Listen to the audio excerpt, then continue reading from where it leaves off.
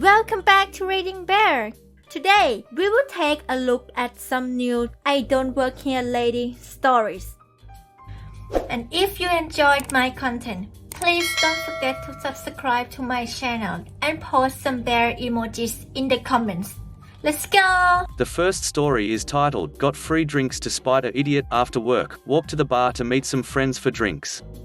Bladder is a walnut, so back and forth to washroom regularly, past a party of 4 at a table. On the return of the first toilet run, I hear something like, "Come here you," from some woman who looks like she just dipped her head in a bucket of makeup. Lack of manners do not dignify a response. Ignore it, and rock on. Second go to washroom, didn't get it all out, this idiot grabs my arm, squeezes her nails in, pulling me in close and says 4 of the same while tapping the glass with her other hand's nails. Idioty elegant. I think she was imagining herself, in reality just really damn aggressive and nasty. I don't work here, lady. She lets go, and I walk away. It's known in the bar any waiter can serve any table. They won't come to you, just get any of their attentions, like she would have done to get the drinks she has, because I doubt they would have waited that long without a drink. But she seems determined now, it's gotta be me. Third go to the toilet, it's worse than usual, catch a death glare and on my way back kicks her bag under my feet to trip me up. Sort of succeeds and snarls, I better not have broken anything. And where are her drinks, she asks. Fair game now, back in a moment, they'll be on the house. Back to my table I go. Out of line of sight with her now thanks to a wall. In my safe space away from crazy with booze. Perfect. Place is dead quiet, hear a commotion a few minutes later kicking up. Tune my ear in, none other than her. She is arguing with the manager and some waiter about not being served, and wants waiter to bring her free drinks like promised or they leave. He is soft-toned speaker so can't make out what he says, only her loud obnoxious self. A storm is a-brewing. I lie in wait. Or not. Can't hold pee any longer. Take a different route, go pee. Walk back out of washroom and she notices me, drink in her hand like she wanted to crush it to death, like she was just awarded a trophy that required a death grip.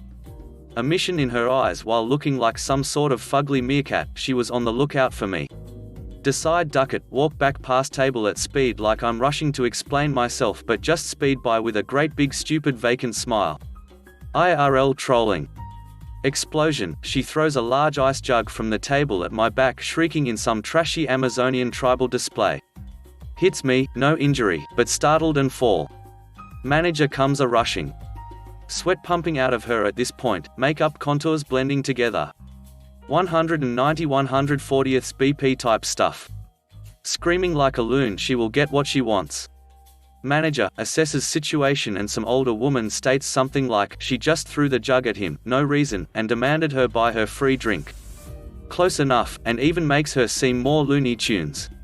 Manager tells her she is barred out or police will be called. Making threats now her boyfriends, yes with AS, will be down to sort this out. Manager asks her to confirm she is making a physical threat. Grinding her teeth she stomps out, irreparably tearing ankle tissue with her heels, going off balance with her alpha walk, obviously struggling, probably considering an A&E trip afterwards. Manager apologizes, I say it's cool, not his fault, handled it well, she was just crazy, etc etc. Can I get you and your friends around? It's on the house. I for that moment in those first few sips swear I could actually taste justice. It had earthy tones, with a hint of citrus, with a faint odor of courtroom and elderflower. The next story is titled, He Was Wearing Headphones. Sir, he has autism. Last night, Oscar and I were talking about the incident I had with a Karen at the local store last year and how his former co-worker, Lila, saved me before the situation got worse. He had his own story to share and has granted me permission to post it here. Cast. Oscar, manager. Joseph, helpful guest stocking shelves. Penny, Joseph's mum. George, Jerkus customer. Back before he joined the company we both now work for, Oscar was doing his rounds around the department store he worked at, talking to customers and employees and making sure everything was running smoothly. It was a slower than usual Monday, so Oscar was able to enjoy his stroll. He came upon a teenage guest reorganizing the stuffed animals and making everything look neat, under the supervision of his mum. Oscar noticed the guest was wearing noise-cancelling headphones. Oscar, thank you so much for making everything look neat. You've got an eye for detail. Penny, a bit embarrassed, he likes to organize and clean up as it helps calm him when he gets overstimulated. I can get him to stop if it's being a problem. Oscar, nodding, my son does the same thing, and as long as it helps him, then you're more than welcome to. To Joseph, you're doing a great job. He left. Oscar decided to get some paperwork done when they heard a loud clattering and a cry. Oscar ran back to see this huge man who looked like he had eaten one Thanksgiving dinner too many, and his button-up shirt was about ready to bust open standing over Joseph. Joseph had his hands over his ears, now sans headphones, and looking like a proverbial deer in the headlights. The guest was pointing at him. George, now that you aren't listening to your music, are you going to help me? Penny walked up to him. Penny, sir, my son is not an employee and has autism. George looks at Penny with narrowed eyes, don't lie. He was wearing headphones. Realizing the situation needed to be de-escalated, Oscar walked up, customer service smile on his face although he was seething inside. Oscar, may I help you, sir? George notices Oscar, thank God you're here. You really need to tell your employees here, points at Joseph and Penny, to not wear headphones on the job and to stop covering for each other. I can't believe that you hire, insert 7-letter insult that begins with an R, ends with a S, and is considered the best way to get your ass kicked at least 6 ways to Sunday in all 50 states. Now the important thing to know about Oscar is this: while he's a kind man who will give you the last dollar in his pocket if you needed it, he really doesn't take kindly to someone being treated badly, especially if it's a person with disabilities, as his younger son has autism. Oscar looks the customer down with a dad glare. Sir, I'm going to have to ask you to watch your language and your actions. I can verify that these are a pair of guests and that he was rearranging the shelves because he wanted to. And even if they did work here, that doesn't give you the right to harass them. Just then, a security guard walked over, apparently attracted by the commotion. George went from tomato red to bedsheet white. Oscar turned back to Penny. Oscar, if you want to press charges, we can help you with that. Penny, crying at this point, no, I think it'd be best if we just left. Oscar, okay, if you think that is best. George, now realizing that this would be the best time to left, walked away. Oscar picked up the headphones and returned it to Joseph. Penny hugged Joseph. Penny, thank you, sir. Oscar, you're welcome. I apologize that you had to endure that. Is there anything I can do to make the situation better? Penny, no, but we greatly appreciate it. Oscar, I'll let the staff know to watch out for that man, and if there's any problems, don't hesitate to contact us. George never stepped into the store again. From then on, Joseph and Penny would come into the department store to say hello and organize the shelves every Monday, with Oscar occasionally bringing out some extra toys for Joseph to put away if he wanted. The next story is titled, Lady Orders Me to Let Her Out of No Parking Zone. I have a highly specific job that usually sends me to construction sites where somebody not knowing what I do would say, I just watch the digger load trucks. Of course it's more complicated than this, but it's not important for the story. My company is usually hired by the owner of the site, not the company which is actually building there. Because of this I only have to work with the workers there, but I'm not required to do something else.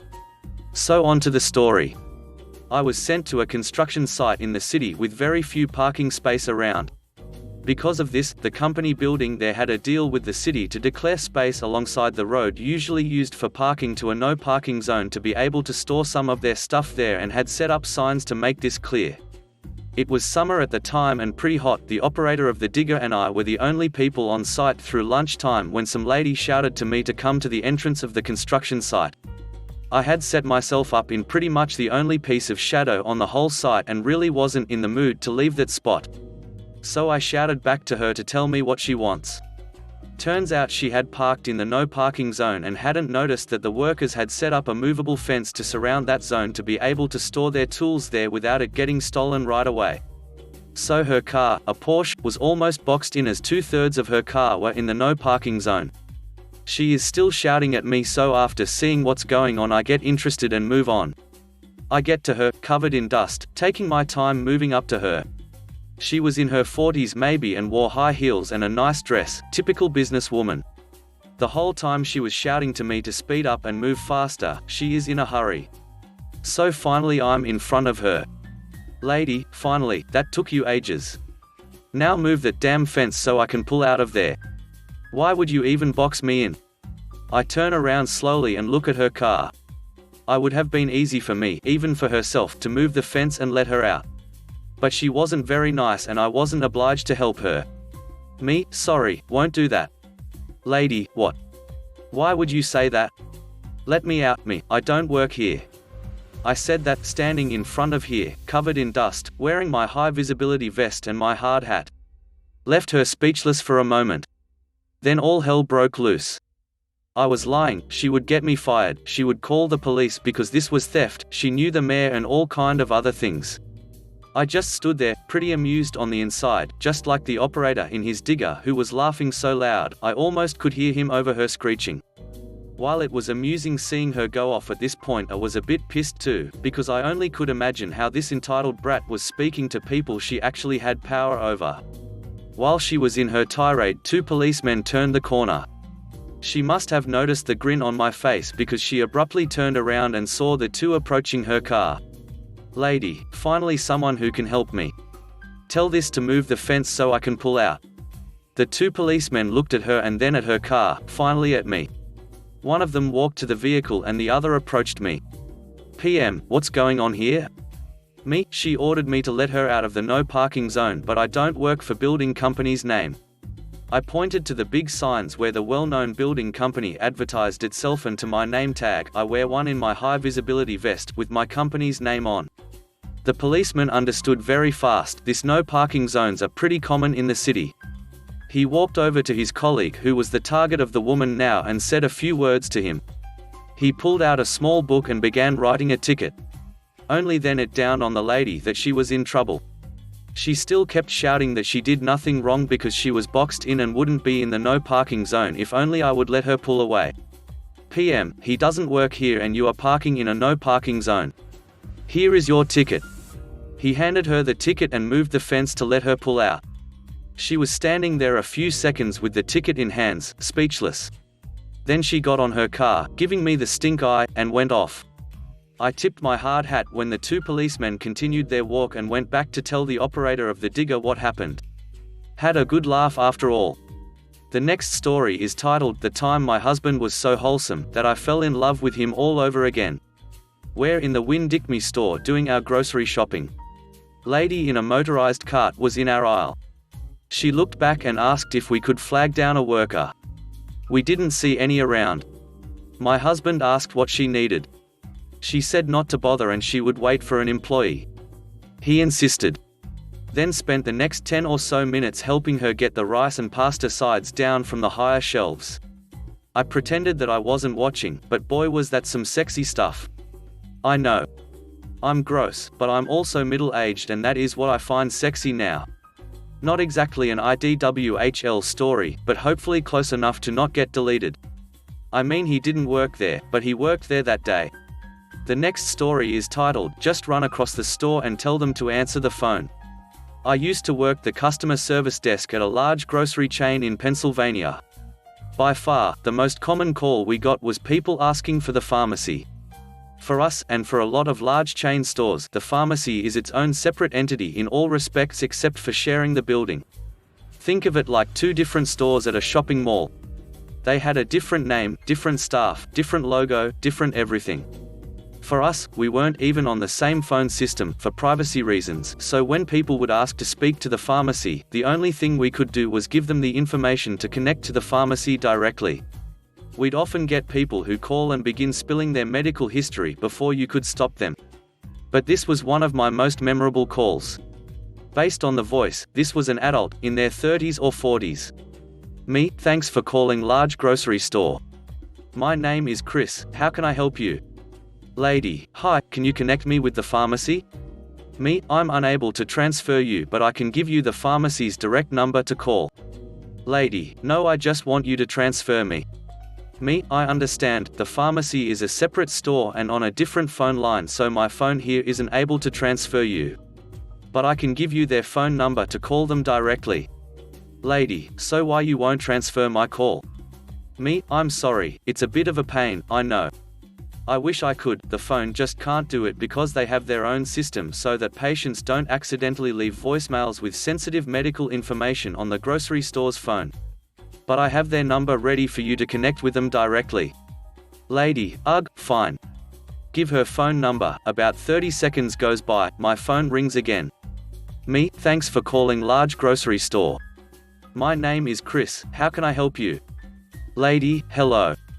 I just spoke to you about calling the pharmacy. I called and they didn't answer.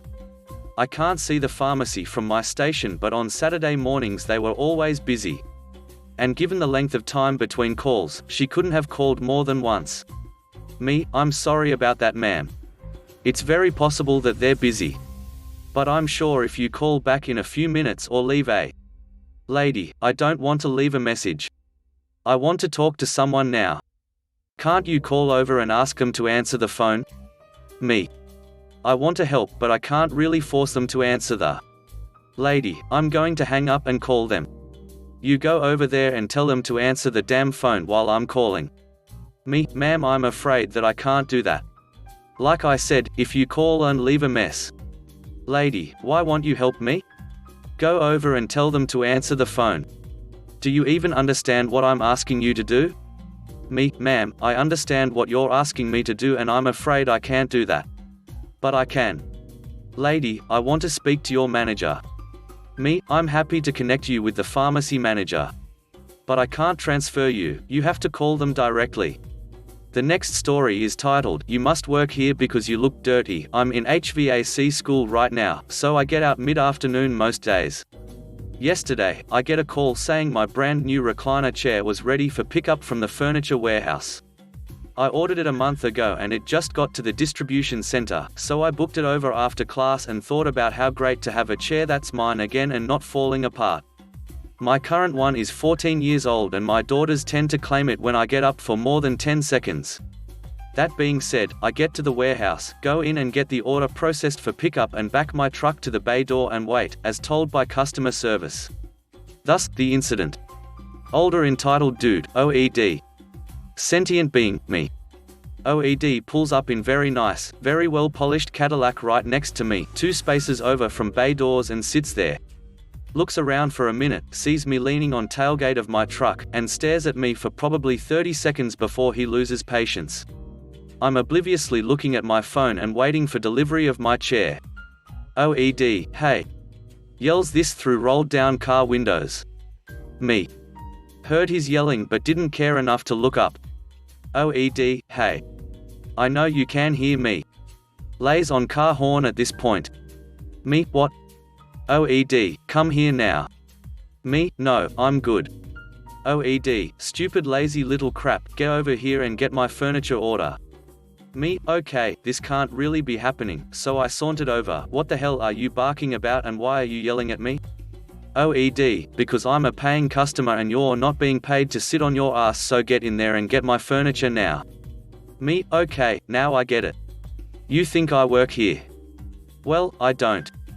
OED, yes you do. You're dressed like a dirty warehouse worker, you're just being a lazy entitled a hole. Keep in mind, this guy is yelling at me, calling me lazy and entitled while sitting in a $80K car. Me, look old man, if you want your furniture processed, you have to go inside like everyone else and get the customer service people to process it. There ain't curbside service here. OED, this is your last warning, punk. Go get my furniture. Me, okay, I'm gonna go back to wait for my stuff now. Right about then, the bay door opens and an actual employee comes out with my chair on a dolly. Employee is wearing shorts, sneakers, a harness and a t-shirt that says the furniture store on it.